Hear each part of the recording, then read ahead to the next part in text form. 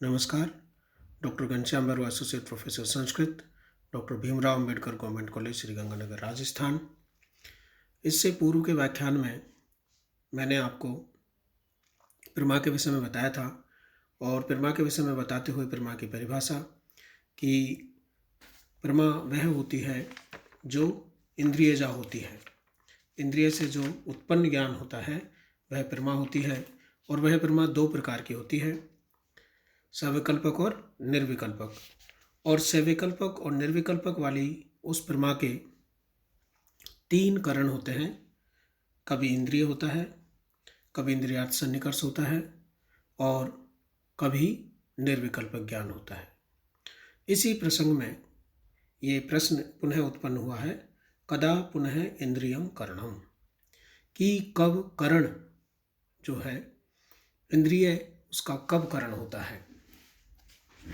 साक्षात्कारी प्रमा के तीन करण बताएं, पहला इंद्रिय, दूसरा इंद्रियार्थ सन्निकर्ष और तीसरा निर्विकल्पक ज्ञान। तो प्रश्न ये पूछा गया है कि कदा पुनः इंद्रियम करणम, तो इंद्रिय जो है वो कब करण होता है उस प्रमा का। तो देखिए क्या उत्तर है उसका। यदा निर्विकल्पक रूपा प्रमा फलम तदा वस्तु प्राप्य प्रकाशकारी त्वनियमात् ततो अर्थ सन्निकृष्टेन इंद्रियेण निर्विकल्पक ही आत्मा मनसा संयोजते मनः इंद्रियेण इंद्रिय अर्थेन इंद्रियाणा नाम जात्यादि योजन विहीनम वस्तु मात्रवगाही किंचिद इत्तम इति ज्ञानम जन्यते। तो देखिए, यदा अर्थात जब निर्विकल्पक रूप प्रमा फल होती है, निर्विकल्पक ज्ञान रूप प्रमा फल होती है, तदा तब वस्तु प्राप्य प्रकाशकारित्व नियमात, अर्थात आत्मा का मन के साथ जो संयोग होता है, आत्मा मनसा आत्मा का मन के साथ संयोग होता है, मन इंद्रियण मन का इंद्रियों का मन का इंद्रिय के साथ और इंद्रियम अर्थेन और इंद्रिय का अर्थ के साथ जब संपर्क होता है, संयोग होता है, तो वस्तु को प्राप्त करके ही अर्थ को प्रकाशित करने का नियम होता है। देखिए नियम क्या है, इसमें नियम की बात की है। ततः अर्थ सन्निकृष्टेन इंद्रियेण निर्विकल्पकम ही आत्मा मनसा, कि जब निर्विकल्पक की प्राप्ति होती है, निर्विकल्पक ज्ञान की प्राप्ति होती है, उसका क्रम क्या होता है और उसका नियम यह है कि वस्तु प्राप्य प्रकाशकारित्व नियमात, अर्थ को प्रकाशित करने का नियम होने से इंद्रिय के द्वारा अर्थ को प्रकाशित किया जाता है। वो प्रक्रिया क्या है, अर्थ सन्निकृष्टेन इंद्रियेण, अर्थ के साथ सन्निकृष्ट इंद्रियों के द्वारा, इंद्रियेण निर्विकल्पकम ही, निर्विकल्पक आत्मा मनसा आत्मा मन के साथ जुड़ती है और इंद्रियेण मन और मन इंद्रियों के साथ और इंद्रिय अर्थ के साथ। तो इंद्रियणा नाम जात्यादि योजन विहीन वस्तु मात्र अवगाही किंचदम इति मात्र ज्ञानम जन्यते। तो नाम जाति आदि से रहित केवल वस्तु मात्र का जब ज्ञान होता है कि यह कुछ है, इस प्रकार का जो ज्ञान होता है वो निर्विकल्पक ज्ञान होता है। तस्य ज्ञान से इंद्रियम करणम, उसी ही ज्ञान का इंद्रिय करण होता है।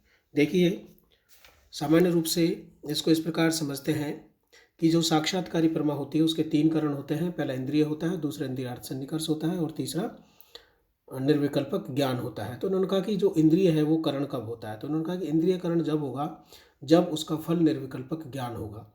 और फल जब निर्विकल्पक ज्ञान होगा उसके लिए एक नियम बताया है कि वस्तु प्राप्य प्रकाशकारी नियमत्वात्, एक नियम होता है और इस नियम के पश्चात ये एक प्रक्रिया है और इस प्रक्रिया के पश्चात व्यक्ति को नाम जाति आदि से रहित किसी प्रकार का जो भी ज्ञान होता है, यह कुछ है, इस प्रकार का जो ज्ञान होता है वो निर्विकल्पक ज्ञान होता है। अब इसको उदाहरण दे करके समझा रहे हैं। देखिए, तस्य ज्ञानस्य इंद्रियम करणम, और इस ज्ञान का इंद्रिय ही करण है। कौन से ज्ञान का, निर्विकल्पक ज्ञान का। जैसे छिदाया इव परशु, जैसे काटने का जो करण है वो परशु है, उसी प्रकार से ज्ञानस्य इंद्रियम करणम, ज्ञान का इंद्रिय करण है, उसी प्रकार से काटना रूपी जो फल है उसका परशु करण है। तो इंद्रियार्थ सन्निकर्ष अवान्तर व्यापार है।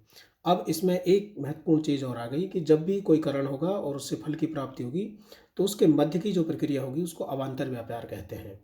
तो जब इंद्रियकरण होगा और निर्विकल्प ज्ञान उसका फल होगा तो इंद्रियार्थ सन्निकर्ष जो कि प्रमा का दूसरा करण है वो उस समय अवान्तर व्यापार होगा, अर्थात इंद्रियार्थ सन्निकर्ष अवान्तर व्यापार होगा।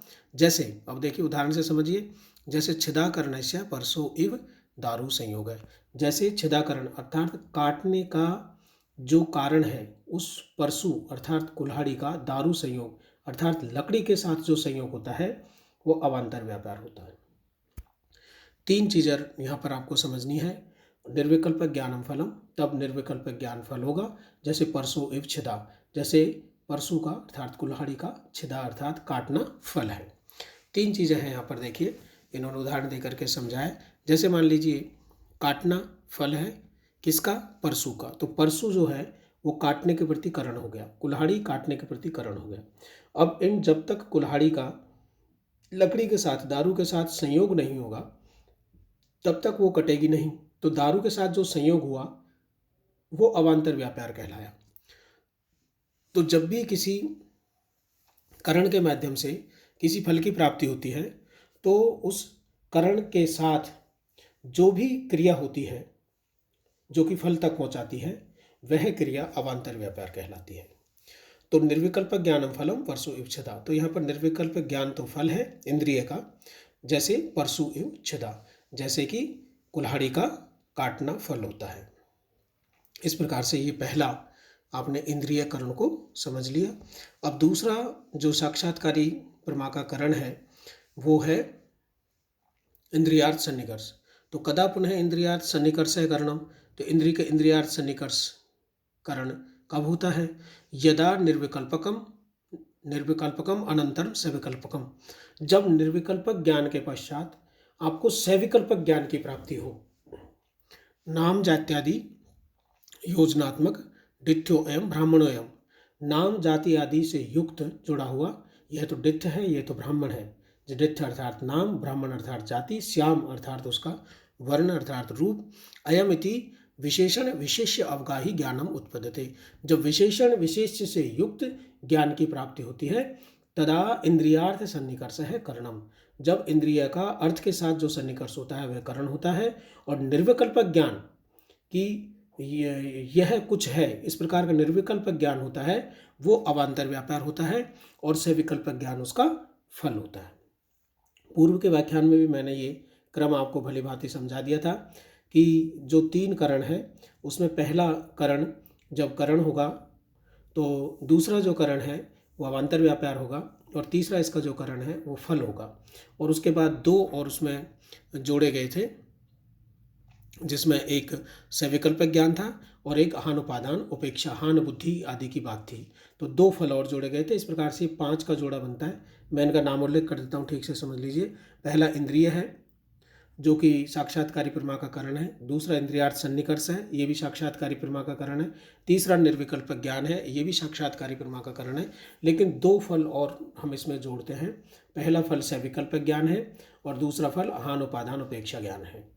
तो ये दो ज्ञान जोड़ने के पास 3 तो प्रमा के करण और 2 ये ज्ञान, ये 5 का जोड़ा बनता है। और जब पहला कोई करण होगा तो दूसरे नंबर का क्रमशः अवान्तर व्यापार होगा और इसी में तीसरे नंबर का क्रमशः फल होगा। और जब दूसरे नंबर का करण होगा तो तीसरे नंबर का अवान्तर व्यापार होगा और चौथे नंबर का उसका फल होगा। और उसी प्रकार से तीसरे नंबर का जब करण होगा तो चौथे नंबर का अवान्तर व्यापार होगा और 5वें नंबर का उसका फल होगा। तो यही क्रम इसमें बताया। देखिए कि जब इंद्रियार्थ सन्निकर्ष करण होगा तो जो निर्विकल्प ज्ञान है वो आपका अवान्तर व्यापार होगा और सविकल्प ज्ञान आपका फल होगा। कदा पुनर्ज्ञानम करणम, अब तीसरा पूछा गया है कि वह ज्ञान जो है वो करण कब होता है। तो देखिए यदा उक्त सविकल्पक आंतरम हान उपादान उपेक्षा बुद्धयो जायन्ते तदा निर्विकल्पकम ज्ञानम करणम, जब उक्त सविकल्पक जब सविकल्पक ज्ञान की आपको प्राप्ति हो जाए, उक्त सविकल्पक सविकल्पक आपको ज्ञान की प्राप्ति कब हुई, जब इंद्रियार्थ सन्निकर्ष करण था, निर्विकल्पक ज्ञान उसका अवान्तर व्यापार था, तब आपको सविकल्पक ज्ञान की प्राप्ति हो चुकी है। तो जब सविकल्पक ज्ञान की प्राप्ति के पश्चात हान उपादान उपेक्षा बुद्धि जायन्ते, यानी कि वह जो सविकल्पक ज्ञान है अर्थात डित्थ है, ब्राह्मण जाति का है, श्याम वर्ण का है, उसका विशेष और विशेषण हमको पता चल गया है। इसके पश्चात हान उपादान उपेक्षा, अर्थात हान यानी वो हमारी हानि देगा, उपादान अर्थात हमारे लिए वो कोई कारण है, उपेक्षा अर्थात हमको उसकी उपेक्षा करनी चाहिए। इस प्रकार का जो बुद्धिजन्य ज्ञान होता है, यह ज्ञान जब आपको प्राप्त हो जाए तदा निर्विकल्पक ज्ञानम करणम, तो उस समय निर्विकल्पक ज्ञान आपका करण होगा। तो निर्विकल्पक ज्ञान करण में तीसरे नंबर का था। तो मैंने आपको बताया जब तीसरे नंबर का अर्थात निर्विकल्पक ज्ञान करण होगा तो जो दो और जोड़े थे हमने, चौथा और पांचवा, चौथा जोड़ा था हमने सविकल्पक ज्ञान, तो तब सविकल्पक ज्ञान उसका अवान्तर व्यापार होगा। और पांचवा जोड़ा था हमने हान उपादान उपेक्षा बुद्धयो, ये फल था। और ये फल हमको तब प्राप्त होगा जब सविकल्पक ज्ञान हमारा अवान्तर व्यापार होगा। तो निर्विकल्पक ज्ञानम करणम, तो निर्विकल्पक ज्ञान उस समय करण होगा। सविकल्पकम ज्ञानम अवान्तर व्यापार है, और सविकल्पक ज्ञान अवान्तर व्यापार होगा। और हान आदि बुद्धय फलम, और उस डित्थ नाम के ब्राह्मण के साथ मित्रता करनी है या नहीं करनी है, इस प्रकार का जो ज्ञान है वो हान आदि बुद्धय फलम कहलाएगा। और ये इस प्रकार से क्रमशः साक्षात्कारी प्रमा के जो 3 करण हैं उनकी विशेष रूप से व्याख्या बताई गई है। मैं पुनः आपको बता देता हूँ, प्रमा के 3 करण हैं, एक तो इंद्रिय, एक इंद्रियार्थ सन्निकर्ष और एक निर्विकल्पक ज्ञान।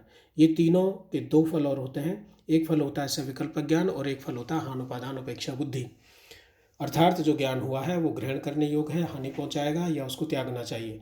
इस प्रकार का जो भान होता है, इस प्रकार का जो ज्ञान होता है, वह भी एक फल होता है। और इन तीनों का जो करण है, इन तीनों का जब ये एक करण होगा तो इसी का जो तीसरा नंबर का है वो फल होगा। जब दूसरा नंबर का करण होगा तो जो फल में से हमने चौथे नंबर का लिया वो उसका फल होगा। और जब इनमें से तीसरे नंबर का अर्थात ज्ञान करण होगा तो हान उपादान उपेक्षा वाला जो फल है वो फल होगा। धन्यवाद।